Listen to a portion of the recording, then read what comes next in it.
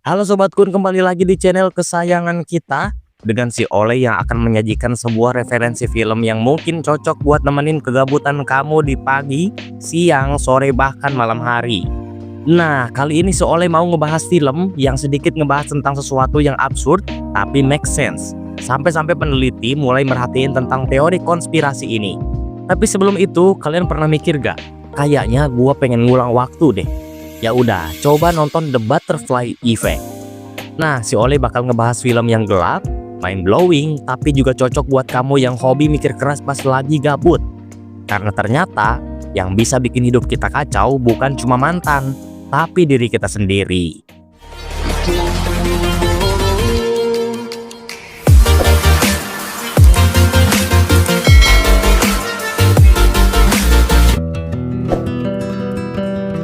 Bayangkan seekor kupu-kupu kecil mengepakkan sayapnya di hutan Amazon. Angin kecil itu, jika diberi cukup waktu dan ruang, bisa memicu badai besar di belahan dunia yang lain. Inilah prinsip dari Butterfly Effect, sebuah gagasan ilmiah yang kemudian melahirkan salah satu film psikologis paling membekas di awal milenium baru. Film ini bukan sekedar hiburan fiksi ilmiah.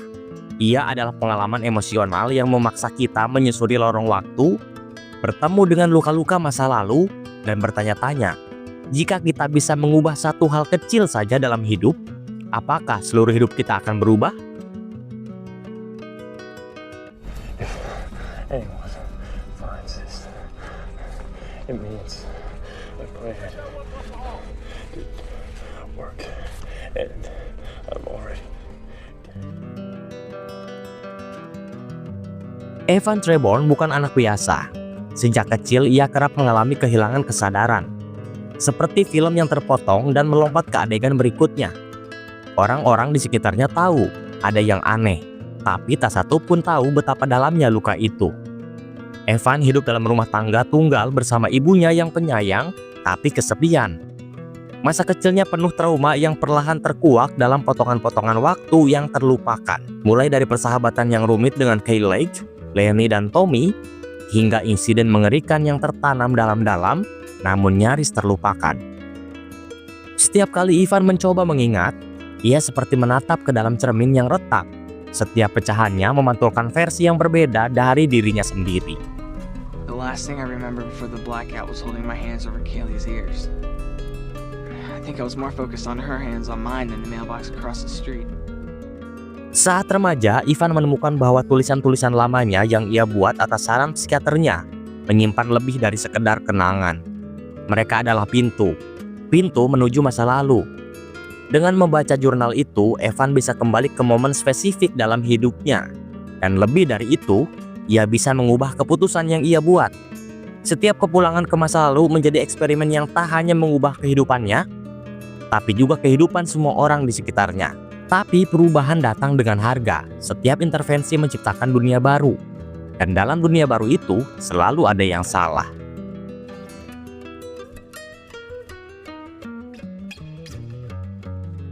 Pada awalnya, Ivan menggunakan kekuatannya untuk alasan mulia. Ia ingin menyelamatkan Kayleigh dari masa kecil yang menyakitkan.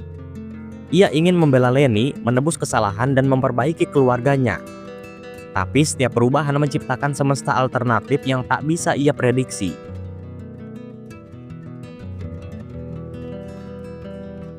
Di satu kehidupan, ia menjadi mahasiswa sukses, tapi kehilangan Kayleigh. Di lain waktu, ia menjadi cacat dan tak berdaya. Di dunia lain, ia dan Kayleigh bersama, tapi Lenny menjadi pembunuh. Semakin sering ia mencoba, semakin jauh ia tersesat. Perubahan kecil melahirkan kehancuran besar.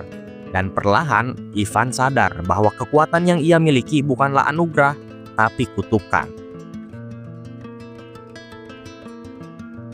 Dalam puncak emosional film ini, Evan menyadari bahwa tak peduli seberapa keras ia mencoba, satu-satunya cara untuk menyelamatkan orang-orang yang ia cintai adalah dengan tidak pernah menjadi bagian dari hidup mereka. Ia kembali ke masa paling awal saat pertama kali bertemu Kayleigh, dan secara sengaja membuat dirinya dibenci olehnya. Dalam dunia yang tercipta dari keputusan itu, Kayleigh tumbuh bahagia, meski Evan sendiri hidup dalam kesepian. Dan di sanalah keindahan tragis dari cerita ini. Kadang mencintai berarti melepaskan, Dan kadang menyelamatkan berarti mengorbankan kebahagiaan diri sendiri. Kupu-kupu dalam film ini bukan hanya metafora ilmiah, tapi juga simbol transformasi. Seperti halnya ulat kemudian menjadi kepompong dan keluar sebagai makhluk indah. Evan mengalami transformasi dari anak penuh luka menjadi pria yang rela berkorban. Film ini memadukan sains, psikologi, dan filosofi dalam narasi yang menghantui tapi juga menyentuh. Ia mengajarkan kita bahwa waktu bukanlah garis lurus, dan bahwa luka masa lalu tidak selalu bisa disembuhkan, tapi bisa dimaknai. Film ini dirilis pada 23 Januari 2004 dan disambut dengan antusiasme penonton meski sempat diragukan kritikus. Dengan biaya produksi hanya sekitar 13 juta dolar, film ini berhasil meraup lebih dari 96 juta dolar secara global, menjadikannya salah satu film psikologis independen paling sukses secara komersial. Di IMDb, film ini mendapatkan rating 7,6 dari 10, sementara di Rotten Tomatoes mendapatkan 33% dari kritikus dan 81% dari penonton umum. Roger Ebert memberikan 3 dari 4 bintang, menyebutnya sebagai film berani, tidak sempurna, tapi sangat menggugah pemikiran. Roger Ebert memberikan 3 dari 4 bintang, menyebutnya sebagai film berani, tidak sempurna, tapi sangat menggugah pemikiran. Film tentang perubahan kecil justru membawa perubahan besar dalam karir para pemerannya, termasuk Ashton Kutcher, yang membuktikan bahwa ia bisa tampil dalam drama berat dan penuh tekanan emosional.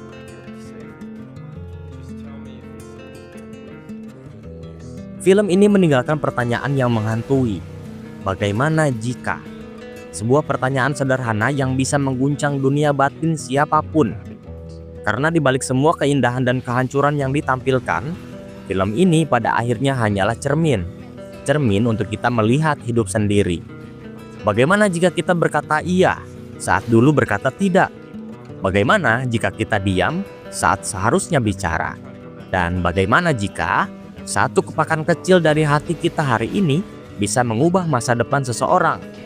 The Butterfly Effect bukan film yang menawarkan jawaban, tapi keberanian untuk bertanya. Bukan cerita tentang pahlawan, tapi tentang manusia biasa yang mencoba memahami luka dan cinta. Ia tidak sempurna, tapi justru karena itulah ia terasa nyata. Akhir dari film ini dan akhir dari naskah ini bukanlah penutup, melainkan pembuka. Pembuka untuk melihat hidup bukan sebagai rangkaian kejadian tak terelakkan, tapi sebagai kemungkinan yang bisa kita bentuk lewat pilihan. Karena pada akhirnya, mungkin pertanyaannya bukan bisakah kita mengubah masa lalu, tapi justru apa yang akan kita lakukan hari ini agar tidak menyesal di masa depan. Dan mungkin, hanya mungkin, dari satu kepakan kecil pilihan kita hari ini, lahirlah dunia yang lebih baik esok hari. Oke Sobat Kun, itu dia pembahasan si Oleh tentang film The Butterfly Effect. Film yang ngajarin kita bahwa hidup itu ribet, dan makin ribet kalau kita sok jadi tukang edit masa lalu. Tapi satu hal yang pasti nggak ribet adalah pencet tombol like, comment, and subscribe. Sampai ketemu di video selanjutnya, dan ingat, hidup boleh berat, tapi nonton Dino Barkun harus tetap ringan dan menyenangkan. Adios, permios.